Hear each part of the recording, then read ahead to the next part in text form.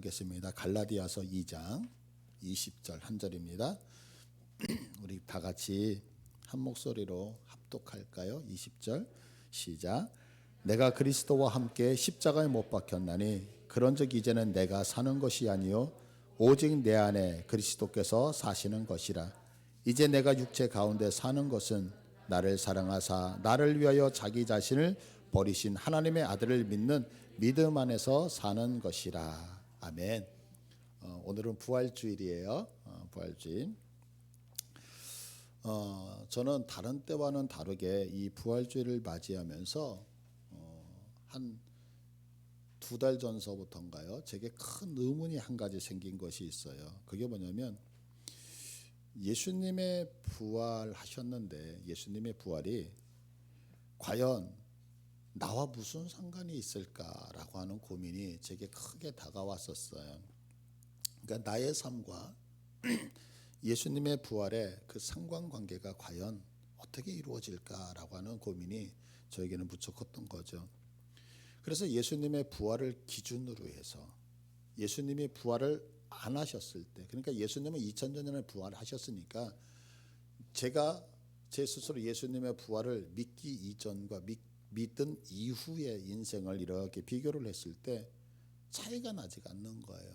예를 들어서 내가 엄청 가난했었는데 예수님의 부활을 믿습니다라고 신앙의 고백을 드렸더니 내가 그때서부터 물질이 모이기 시작하면서 내가 부자가 되어졌더라. 그러면 예수님의 부활 믿는 거 참 복되구나 이렇게 증거할 수 있잖아요. 또한 내가 늘 많은 죄들을 져요. 그런데 예수님의 부활 이전에는 그렇게 죄를 짓던 내가 예수님의 부활을 내가 믿습니다라고 고백하고 나니까 이제는 더 이상 죄가 싫어지고 죄를 안 짓는 내 인생, 이런 모습이라고 한다면 어떤 변화가 생기잖아요. 또한 내가 너무너무 몸이 아픈 거예요. 그래서 그 몸이 아픈 것 때문에 늘 고민을 하고 있는데 예수님의 부활을 안 믿었을 때는 그렇게 늘 아팠었는데 예수님의 부활을 믿고 난 다음에 내가 건강해지고 아픔이 싹 사라졌다라고 하면 예수님의 부활이 정말 능력이 있구나. 그러면서 제가 누군가에게 예수 부활을 믿으세요 라고 이야기를 할 텐데 제 인생을 보니까 전혀 부활 이전과 이후의 그 삶의 모습이 특별하게 이렇게 변화된 것이 없더라는 거죠. 여전히 죄를 짓고요. 여전히 가난한 모습, 또한 여전히 몸이 아프고 여전히 변함이 없다라고 한다면 만약 그런 모습이 그대로 지속된다면 지금 우리가 예수님 부활하셨습니다라고 하는 이 말이 우리에게 과연 감동으로 감격으로 다가오느냐는 거예요. 여러분 예수님 부활하셨습니다. 그런데 이 부활하셨다는 이 말씀이 여러분 내 심장을 뛰게 할 정도로 감격으로 감동으로 어떻게 좀 다가오시나요? 만약 이 기쁘다는 부활의 소식을 듣고도 전혀 감흥이 없다면 그 이유가 도대체 무엇 때문이냐라고 하는 거죠. 이번 부활주일을 맞이하면서 저에게는 이 사순절 기간 동안에 40일 동안 이것이 가장 큰 고민이었어요. 분명히 부활이라고 하는 것은 기독교 신앙에서 큰 감격이어야 되는데 제게는 그 부활이라고 하는 감격이 그렇게 어떤 지식적으로는 예수님 부활하셨습니다라고 얘기하지만 제 마음에 심금을 울리는 내 심장을 뛰게 하는 그런 흥분됨이 없더라는 거죠. 그래서 이 부활이라고 하는 것이 그냥 기독교의 하나의 절기로 매년 돌아오는 것인가, 아니면 정말 이 부활이라고 하는 것이 나에게 감동인데 내가 무엇인가를 몰랐기 때문에 놓치는 것이 있었기 때문에 부활의 감동이 오지 않는 것인가, 이게 제가 사순절을 보내면서 주님 앞에서 몸부림쳤던 하나의 주제였거든요. 그러다가 깨달은 것이 하나가 있어요. 그게 뭐냐면 부활의 감격이 왜 우리에게 오지 않느냐라고 하는 거죠. 그러면 이 말은 부활의 감격이 우리에게 오기 위해서는 그러면 어떻게 해야 되느냐라고 하는 거죠. 한번 따라서 할까요? 부활의 감격을 맛보기 위해서는 죽어야 한다. 부활의 감격을 맛보기 위해서는 죽어야 한다는 거죠. 이 얘기는 뭐냐면 왜 우리에게 부활의 감격이 없느냐라고 했을 때 죽지 않았기 때문에 그런 거예요. 이게 참 역설적인 표현이잖아요. 부활이라고 하는 단어는 분명히 사는 거잖아요. 그런데 그 사는 기쁨을 맛볼 수 있는 사람은 누구냐? 죽어야지만 그 기쁨을 맛볼 수 있다는 거죠. 한번 여러분들 생각해 보세요. 먹을 것을 보면서 가장 기뻐하는 사람이 누굴까요? 먹을 거 보면서. 아마 가장 배고픈 사람이 먹을 것을 보면서 가장 기뻐할 거란 말이에요. 남자들은 대부분 군대를 다녀오고 나면 그 군대에서 먹었던 라면이라고 하는 맛을 결코 잊지를 못하잖아요. 그러면 남자들이 왜 군대에서 먹었던 그 라면의 맛을 그렇게 기억을 할까요? 우리 지천에 깔린 게 지금 라면이잖아요. 근데 사실 군대라고 하는 곳은 내가 먹고 싶다고 해서 먹고 내가 먹기 싫다 그래서 안 먹을 수 있는 그런 구조가 아니잖아요. 먹고 싶어도 못 먹을 때가 있고 먹기 싫어도 억지로 먹어야 되는 것이 군대의 어떤 특성이란 말이에요. 특히 예전에 군 생활을 했던 분들은 이것이 더 심하죠. 그러니까 쉽게 먹을 수 있는 라면이었다라고 한다면 그 맛을 그렇게 간절히 기억하고 사모하고 그러진 않았을 거예요. 그런데 아무리 먹고 싶어도 먹을 수 없었기 때문에 그러다가 어쩌다가 누군가가 그 한 젓가락 누군가 그 국물 하나 줬을 때 그 맛은 평생 잊을 수 없는 거잖아요. 얼마 전에 제가 이제 고속도로를 차를 가지고 달리는데 고속도로는 특성상 이렇게 뭐 나가는 출구가 몇 킬로 이렇게 떨어져 있잖아요. 몇십 킬로씩. 근데 연료등에 경고등에 딱 들어오는 거예요. 연료가 없다고. 노란불이 들어오면서 연료를 주입하라고 그러는데 아무리 가도 주유소가 보일 생각을 안 해요. 그러다가 이제 출구가 있는데 원래 목적지는 더 지나가야 되는데 이제 출구가 나오니까 그래 나가서 빨리 기름을 넣고 들어와야지. 그래서 바깥으로 나갔는데요. 주유소를 찾으려고 아무리 돌아다녀도 주유소가 없는 거예요. 신기하게. 그렇게 흔한 주유소가 또 그 동네는 없는 건지 제가 못 찾는 건지 한 30분 정도를 그 동네를 빙글빙글 돌면서 이제 초조해지기 시작을 했어요. 그래서 에어컨도 다 끄게 되고 또 급가속하고 급정거하면은 연료가 많이 든다 그러잖아요. 그래서 정상적으로 아주 정속도를 지켜가면서 주유소를 찾기 시작을 하면서 제 마음이 얼마나 안타까웠는지 몰라요. 그러다가 한참을 헤매는데 저쪽에 LG 주유소가 있더라고요. 그 주유소를 보는데 그날따라 그 주유소가 그렇게 반갑고 주유소가 나를 환영해 주는 듯한. 그래서 얼른 가서 이제 기름을 넣었어요. 근데 그 주유소를 찾는 동안에 제가 가고자 하는 목적지도 다 잃어버리고 제가 그 동네를 헤맸던 기억이 있어요. 주유소를 보면서 반가워하는 사람, 아마 여기 계시는 분들 주유소 보면서 막 흥분되고 기쁘고 감격하는 분 계신가요? 아마 주유소 보고 감격하는 분은 없을 거예요. 그러나 정말 주유소를 보고 감격하는 사람은 한 사람이죠. 기름을 넣어야 되는데 연료가 떨어져 가지고 차가 멈추기 일보 직전에 있는 사람은 주유소를 보면 감격할 수밖에 없고 기쁠 수밖에 없는 거죠. 사람은요 죽음 자체를 거부하잖아요. 그 이유는 내가 살아야 한다는 그 존재감이 우리에겐 아주 본능적으로 강하게 나타나 있기 때문에 그러잖아요. 제가 이제 이런 이야기를 죽음에 대해서 살고 싶다라고 얘기를 하면 이제 이 중에 어떤 분들은 그런 얘기를 할 거예요. 나는 이 땅에서 사는 것보다 천국 가는 것이 훨씬 더 좋아라고 하면서 죽음을 선호한 것처럼 생각하시는 분도 없지 않아 있을 거예요. 그러나 한번 깊게 생각해야 될 것이 있는 거죠. 그게 뭐냐면 이 땅에서 죽는 것에 대한 거부감이 만약에 내가 없다라고 한다면 사실은 우리는 자존심을 내세울 필요가 전혀 없죠. 우리가 흔히 얘기하는 나 이런 얘기 하잖아요. 나는 그때 나라고 하는 단어 이 나라고 하는 단어가 뭘까요? 나가 도대체 어떤 존재일까요? 나라고 하는 것은 바로 다른 게 아니라 자존심이거든요. 이 자존심을 한자로 풀면 스스로 자자에 높을 존자 그리고 마음 심자를 쓰잖아요. 그러니까 자존심은 스스로 높은 품위를 지키는 마음. 그러니까 내 스스로 뭔가 품위가 있게 느껴지는 그 자아죠. 그래서 이런 다른 말로 지정의를 나라고 하는 존재로 보고 있잖아요. 그런데 나라고 하는 이 자존심은 다른 것이 아니고 죽으면 내려놔야 되는데 나라고 하는 그 자존심을 절대로 우리는 내려놓는 것이 그렇게 쉽지 않단 말이에요. 그러니까 중요한 것은 뭐냐면 내가 살아있을 때 나라고 하는 이 자존심이 살아있을 때 예수님의 부활이라고 하는 것은 우리의 마음속에 그렇게 크게 나타나지 않는다고요. 그러나 나라고 하는 자가 죽어서 완전히 사라져 버리면 이제 그 예수님의 부활이라고 하는 것이 우리에게 감격으로 다가올 수밖에 없는 거죠. 내가 살아있는데 내가 산다는 것 때문에 감격하는 사람이 있습니까? 여러분들, 이 얘기는 뭐냐면 내가 지금 몸이 건강해요. 근데 우리가 대화를 하다 보면 야, 어느 병원이 참 이 부분에서 아주 훌륭한 병원이다. 이런 병원이 이런 곳에서 아주 진료를 잘한다. 그 얘기를 들었을 때 여러분들 그 병원의 이야기를 들으면서 기뻐하거나 감격하는 사람이 있나요?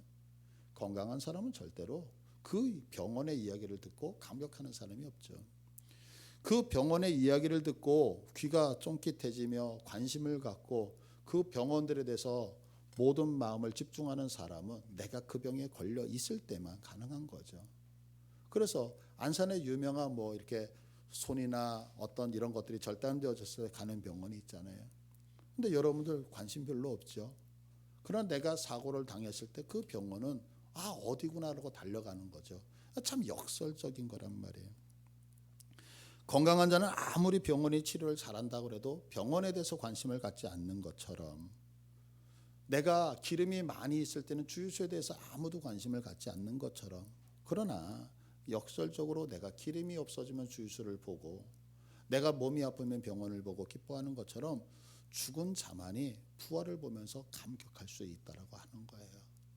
그러면 우리가 이 땅을 살아가면서 예수님의 감격, 예수님의 부활이라고 하는 것이 내 것으로 오기 위해서는 어떻게 해야 되냐면 내가 죽지 않고는 절대로 예수님의 그 부활을, 감격을 누릴 수 없다라고 하는 거죠.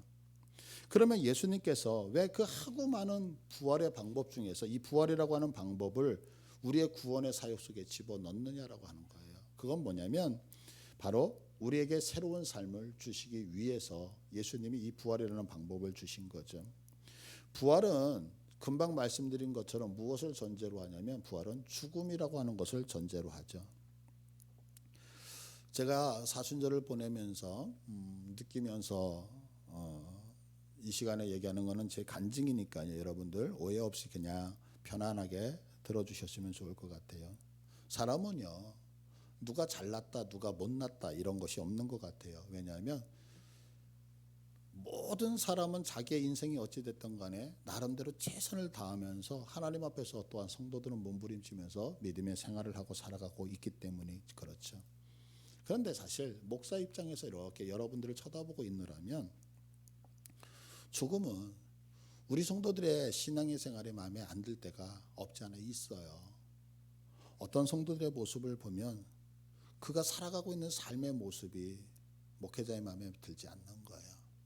또 어떤 성도들의 모습을 보면 말하는 말투라든가 말하는 그런 모습들이 그렇게 예쁘게 들리지 않거든요. 그래서 어떨 때는 그것 때문에 마음이 상할 때도 있고요. 또 어떤 분의 모습을 보면 삶의 태도가 너무 뭐라 그럴까요? 속상할 정도로 마음에 들지 않는 그런 모습을 많이 봐요. 그래서 저에게는 이것이 기도의 제목이고요. 또한 우리 교회에 어떤 단점이고 문제거리라고 생각을 하게 된 거예요. 그래서 하나님 앞에 고자질을 했어요. 하나님, 누구의 삶이 마음에 안 들어요. 누구의 말투가 마음에 안 들어요. 누구의 하나님 저런 모습이 마음에 안 들어요. 그렇게 한참 고자질을 하고 있는데 주님이 제게 한마디 하시는 것처럼 제 마음에 느껴지는 바가 있었어요. 그게 뭐냐면 성도라고 하는 단어를 사전에서 찾아보면 성도의 정의가 뭐냐면 그리스도를 믿고, 성도는 그리스도를 믿고 하나님의 자녀가 되어져서 속된 세상에서 하나님의 거룩한 공동체 일원으로 부름받은 자, 이렇게 정의가 되어졌어요. 하나님을 믿고 하나님의 자녀 되어져서 속된 세상에서 하나님의 거룩한 공동체 일원이 된 자, 이렇게 얘기하는 거예요. 그런데 하나님의 자녀가 됐고 하나님을 믿는다는 그 자, 그래서 하나님의 공동체 안에 들어와 있는 우리의 성도들이 목사의 마음에 영 안 불편하게 하더라는 거예요. 안 맞더라는 거예요. 어떨 때는 그 속상함이 지나쳐서 화가 날 때도 있고요. 그러면 분명히 그가 예수를 믿고 하나님의 자녀가 돼서 하나님의 공동체에 들어온 거룩한 하나님의 백성인데 왜 목사의 마음에 안 들까요? 왜 안 들까요? 따라서 할게요. 목사가 살아있기 때문에. 제가 기도하는 가운데 그걸 느낀 거예요. 왜 하나님의 거룩한 백성이고 하나님의 거룩한 자녀라고 얘기를 하는데 목회자의 마음에 들지 않을까. 그래서 그것이 여러분의 문제라고 생각을 해서 하나님 앞에 고자질을 하다 보니까 하나님이 제게 말씀하시는 게 뭐냐면 김 목사야, 김 목사가 아직 살아있기 때문에 라고 말씀을 하시더라고요. 그래서 그 말씀을 들으면서 제가 죽은 자에 대해서 묵상을 하기 시작을 했어요. 도대체 죽은 자는 어떤 사람일까? 그랬는데 여러분도 혹시 주변에서 돌아가신 분들 이렇게 봤나요? 돌아가신 분들의 특징이 여러 가지가 있죠. 그런데 그 중에 하나가 뭐냐면 감정이 없다는 거예요. 누군가가 그 시체 앞에서 그 돌아가신 분 앞에서 이 얘기를 하던 저 얘기를 하던 기분 나쁘지 않고 그냥 당신이 갖고 있는 그 얼굴 그 모습 그대로 간직하고 있다는 것을 발견하게 되어졌어요. 두 번째는 뭐냐면 죽으신 분은 스스로 움직이지 않는다는 거예요. 내가 기분이 좋다 나쁘다를 떠나서 갑자기 팔이 벌쩍 올라가고 아니면 벌떡 일어나가지고 흥분하지 않고 그냥 누워있으면 누워있는 대로 가만히 있더라는 거죠.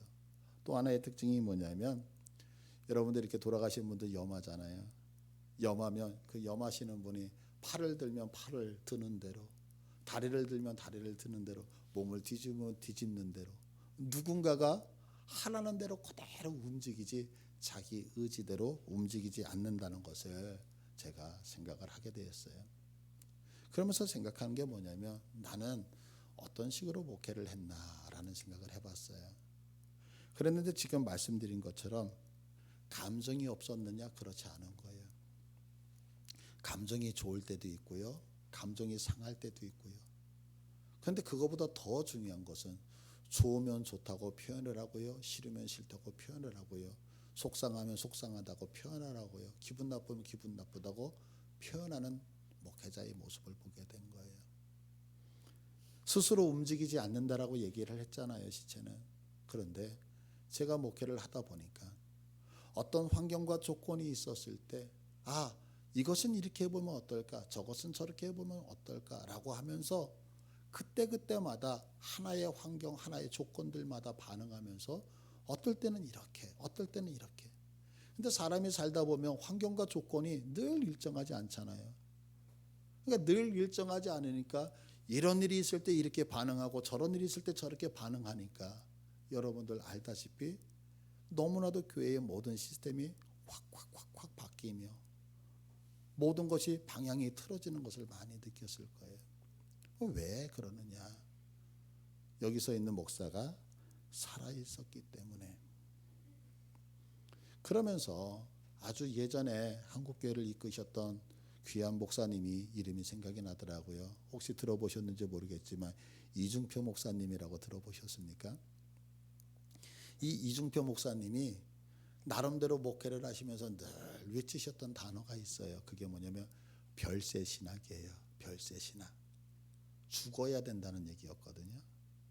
제가 처음 신학을 공부할 때가 한 97년 정도 됐던 것 같은데 그때 이중표 목사님 한국교회를 향해서 죽어야 된다, 죽어야 된다 이 별세 신학을 외치실 때 사실 그때는 이것이 마음에 와닿지 않았고 잘 깨닫지 못했는데 이번 한 주간을 이렇게 사순절을 보내면서 제 마음속에 무슨 생각이 들었느냐면 이런 생각이 든 거예요. 그래, 죽어야만 된다. 죽어야만 된다. 무엇이 죽어요? 목회자가 죽어야지만 교회가 산다라고 하는 것을 깨달은 거예요. 우리 성도들이 죽어야지만 한국교회가 산다는 것을 깨달은 거예요. 하나님을 사랑하는 자들이 철저하게 십자가 앞에서 죽어야지만 예수 그리스도의 부활로 그분이 영광 받으시고 그분이 일하신다는 것을 깨닫게 되어진 거예요. 어떻게 사람이 감정이 없을 수 있겠어요? 어떻게 사람이 생각이 없을 수 있겠어요? 그러나 오늘 성경의 본문을 보면 분명하게 우리들에게 이렇게 평가를 하고 있는 거죠. 오늘 보시면 내가 그리스도와 함께 십자가에 못 박혔나니 그래요. 내가 누구와 함께? 그리스도만 십자가에서 돌아가신 것이 아니라 우리들이 내가 그리스도와 함께 십자가에 못 박혔다는 거예요. 이 얘기는 무엇을 전제로 하냐면 예수님만 십자가에서 돌아가신 것이 아니라 하나님을 믿는 성도는 그리스도와 함께 십자가에서 죽어야 된다라고 말씀하고 있는 거죠. 왜? 죽지 아니하면 부활이 없어요. 죽지 아니하면 다시 살아남이 없단 말이에요. 내가 예수 그리스도의 부활을, 내가 예수 그리스도의 첫 열매 되심 때문에 부활의 감격을 누리고 싶으면 첫 번째 조건이 뭐냐면 내가 죽어야 된다는 거예요. 죽은 자만의 부활이 기쁨이고 죽은 자만의 부활이 감격으로 다가오지, 내가 죽지 않은 상태에서 누군가가 일어나는 것 별로 감격으로 오지 않는 거죠. 아팠던 자만이 치유되어질 때 기쁨이 오는 거죠. 내가 늘 건강했을 때 치유가 무슨 느낌이 있겠어요. 가난했던 자에게 물질이 들어올 때에 기쁨이 있는 거죠. 내가 늘 부자로 살았다라고 한다면 무슨 감격이 있겠어요. 얼마 전에 돌아가신 이건희 그 삼성그룹의 명예회장이었죠. 그분이 이런 말씀을 하셨는데 공감되더라고요. 저는 거기까지 가보지 못했지만 1억, 2억이 있을 때는 1억과 2억은 어마어마한 차이가 있대요. 그래서 여러분에게 1억이라고 하는 돈과 10억이라고 하는 돈의 차이는 어마어마한 차이가 있다는 거예요. 그런데 100억 이상으로 탁 넘어가면 100억이 있던 200억이 있던 의미가 없대요. 왜? 어차피 100억이 있어도 다 못 쓰고 200억이 있어도 다 못 쓰고 1조가 있어도 다 못 쓰고 그건 그냥 숫자적인 개념이라는 거예요. 그러니까 돈이라고 하는 것은 없을 때 많이 들어온다의 개념에서 좋은 거지, 많이 갖고 있을 때 내게 몇 억이 더 있다라고 하는 것은 별 의미가 없다라고 그분이 말씀하시는 것을 제가 들었어요. 여러분, 그런 거예요. 정말로 예수 그리스도의 부활의 감격이 우리에게 다가오기 위해서는 죽어야 되는 게 전제되는 거죠. 그런데 성경은 여기서 끝나지 않아요. 그리스도와 함께 네가 죽어. 그래서 그리스도의 부활의 감격이 있어야 된다 그러면서 그런즉 이제는 내가 사는 것이 아니요, 그래요. 내가 살아가는 게 아니라 오직 내 안에 그리스도께서 사는 것이다 라는 얘기를 해요. 여러분들 붓, 우리가 글씨 쓸 때 쓰는 붓 있잖아요. 붓과 펜의 차이를 아시나요? 예전에 우리가 학교 다닐 때, 지금 우리 젊은 분들이 학교 다니고 이랬을 때는 잘 모르겠어요. 글씨가 악필인 분들이 있어요. 그 글씨가. 그러면 글씨를 악필로 쓰시는 분은 항상 선생님이나 누가 뭐라고 말씀하셨냐면 펜 글씨를 가지고 글씨를 연습하라 그래요. 우리 김선아 집사님이 펜 글씨 2급인가 옛날에 자격증이 있었잖아요. 펜 글씨도. 그런데 이 펜을 가지고, 만년필 같은 펜을 가지고 글씨를 쓰잖아요. 그러면 내 뜻대로 가지 않아요. 내가 동그라미를 치려고 해도 휙 치면 종이가 찢어지지 절대로 가지가 않아요. 그래서 펜을 가지고, 만년필이나 이런 촉이 있는 펜을 가지고 글씨를 쓰게 되면 어때요?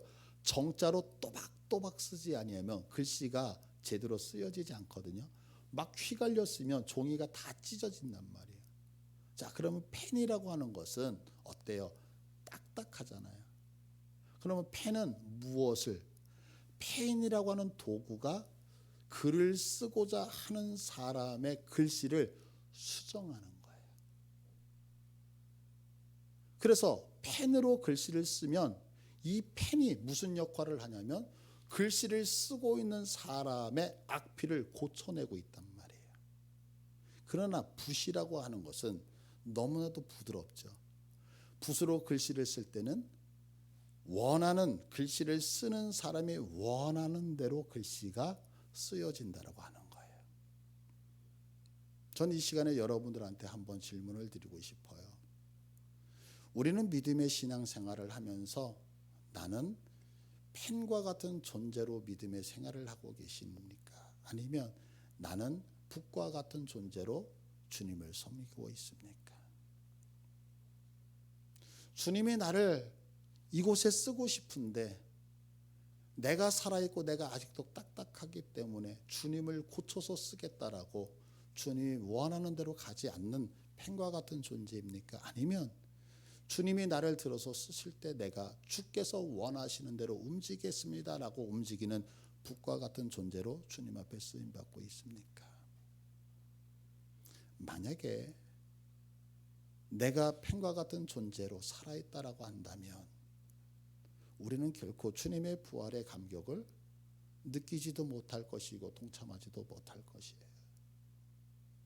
그러나 주님의 그 부활의 감격이 내게 느껴지기 위해서는 철저하게 내 것이 부서지고, 그래서 주님이 내 안에서 역사하는 걸 볼 때에 그때 우리는 부활의 감격 안에서의 승리를 맛볼 수 있을 것이라고 생각을 해요. 저는 이번 사순절을 보내면서 이것이 저의 가장 큰 고민이었어요.